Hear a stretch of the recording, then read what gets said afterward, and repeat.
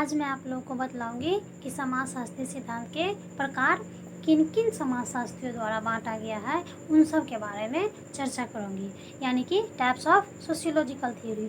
इसमें विभिन्न सिद्धांतवेताओं ने सामाजिक वास्तविकताओं के विश्लेषण के लिए अलग अलग सिद्धांत बनाए हैं और इन सिद्धांतों का वर्गीकरण भी किया गया है। इसमें विभिन्न सिद्धांतवेताओं द्वारा दिए गए प्रकारों का उल्लेख निम्नलिखित रूप में किया गया है। तो पहले समाजशास्त्री है डॉन मार्टिनडेल, दूसरे हैं हेलमट वागनर, तीसरे हैं जोनाथन टर्नर, चौथे हैं पीटरिन सोरोकिन और पांचवा है जॉर्ज होमान्स। तो हम आपको आज बतलाएंगे डॉन मार्टिनडेल के बारे में कि उन्होंने समाजशास्त्रीय सिद्धांत को किन किन स्वरूपों में बांटा है या रखा है। तो अब हम चर्चा करते हैं डॉन मार्टिनडेल के बारे में। डॉन मार्टिनडेल ने अपनी पुस्तक the nature and types of sociological theory, जिन्होंने 1961 में प्रकाशित की थी, उसमें समाजशास्त्र के सिद्धांत को 5 संप्रदाय या शाखाओं में विभाजित किया है। तो अब हम बात करते हैं पहले नंबर की। पहला है प्रत्यक्षवादी साम्यवाद, दूसरा है संघर्ष सिद्धांत, तीसरा है स्वरूपात्मक सिद्धांत, चौथा है सामाजिक व्यवहारवाद और पांचवा है समाजशास्त्रीय प्रकार्यवाद। अब हम चर्चा करेंगे कि डॉन मार्टिनडेल द्वारा जो समाजशास्त्रीय सिद्धांत के प्रकार बतलाए गए हैं, तो वो है पहला नंबर है प्रत्यक्षवादी साम्यवाद। प्रत्यक्षवादी साम्यवादी सिद्धांतों की उत्पत्ति यूरोप में 18वीं तथा 19वीं शताब्दियों में विज्ञान का जो विकास हुआ था, उसी के परिणाम स्वरूप हुई थी। इस सिद्धांत को सर्वप्रथम अगस्त कॉम्ट 1798 से 1757 ने विकसित किया था। प्रत्यक्षवादियों का कहना है कि जिस प्रकार हम भौतिक वस्तुओं का किसी प्रयोगशाला में अवलोकन और प्रयोग करके निरीक्षण करते हैं, ठीक उसी प्रकार से सामाजिक प्रसंगों का भी परीक्षण किया जा सकता है। कॉम्टे का मानना था कि जिस तरह शरीर का उद्गम और पतन होता है, वैसे भी समाज भी बनता और बिगड़ता है। उन्होंने समाजशास्त्र और जीव के अटूट संबंधों को स्थापित किया।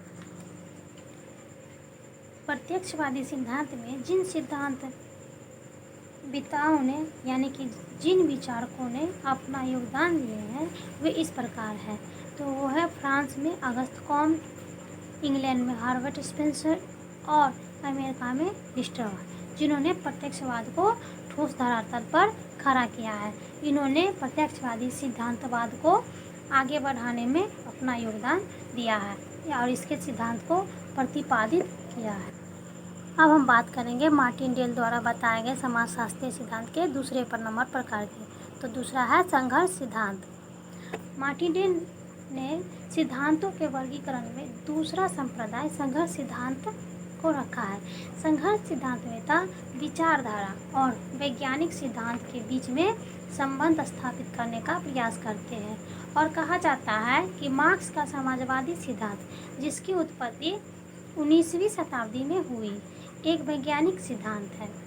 संघर्ष सिद्धांतवेताओं ने जहां एक तरफ किसी निश्चित विचारधारा को अपनाया, वहीं उन्होंने सैद्धांतिक विधि को भी स्वीकार किया है।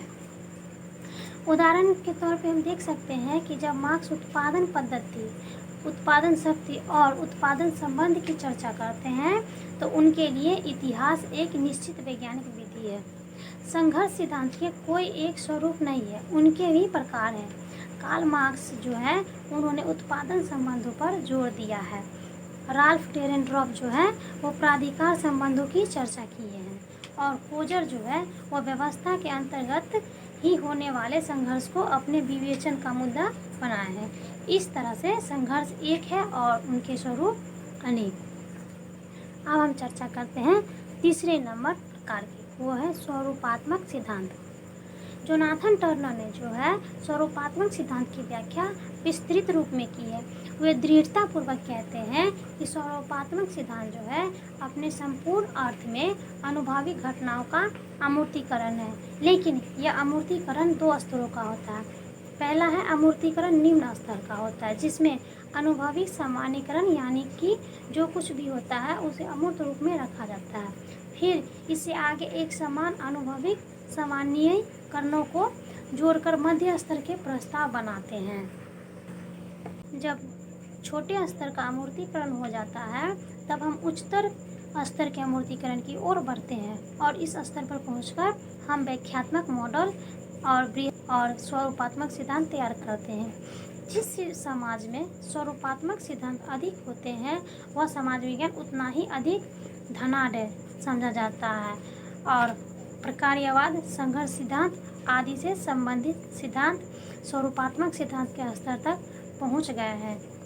यानी कि इसमें देखा जाता है कि जिस समाज में विज्ञान जितना अधिक बढ़ता है उसको उतना ही अच्छा समझा जाता है, उस समाज को उतना ही विकसित माना जाता है। अब हम बात करेंगे चौथे नंबर प्रकार की, जो है सामाजिक व्यवहारवाद। सामाजिक व्यवहारवाद का उद्गम जो है सामाजिक मनोविज्ञान के कारण हुआ है।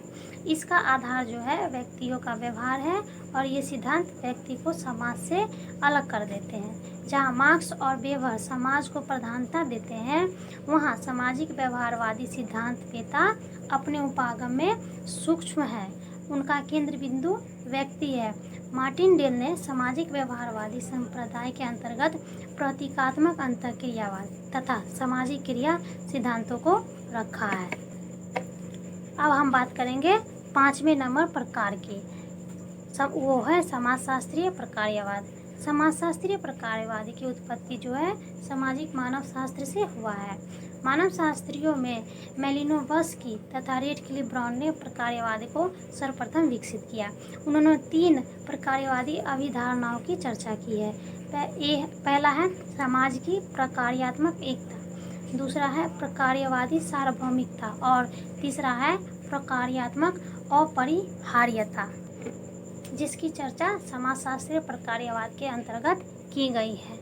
मानव शास्त्रीय प्रकार्यवादी की अवधारणाओं को अपना आधार बनाकर टालकट पार्सन्स, रॉबर्ट के मर्टन और डेविस आदि ने समाजशास्त्रीय प्रकारवादी सिद्धांतों का निरूपण किया है। मार्टिन डेल का यह 5 श्रेणियों का सिद्धांत जो है वह अपने आकार, प्रकार और परिवेश में विशाल है। यह अपने क्षेत्र में भी बहुआयामी है। आज हमने आप लोगों को बतला दिया मार्टिन डेल ने समाजशास्त्रीय सिद्धांत के प्रकार को किन किन श्रेणियों में बांटा है। अब हम आपको अगले वीडियो में बतलाएंगे कि George Homans, Peter Sorokin, Helmut Wagner और जोनाथन टर्नर ने समाजशास्त्रीय सिद्धांत के प्रकार को किन किन स्वरूपों में रखा है।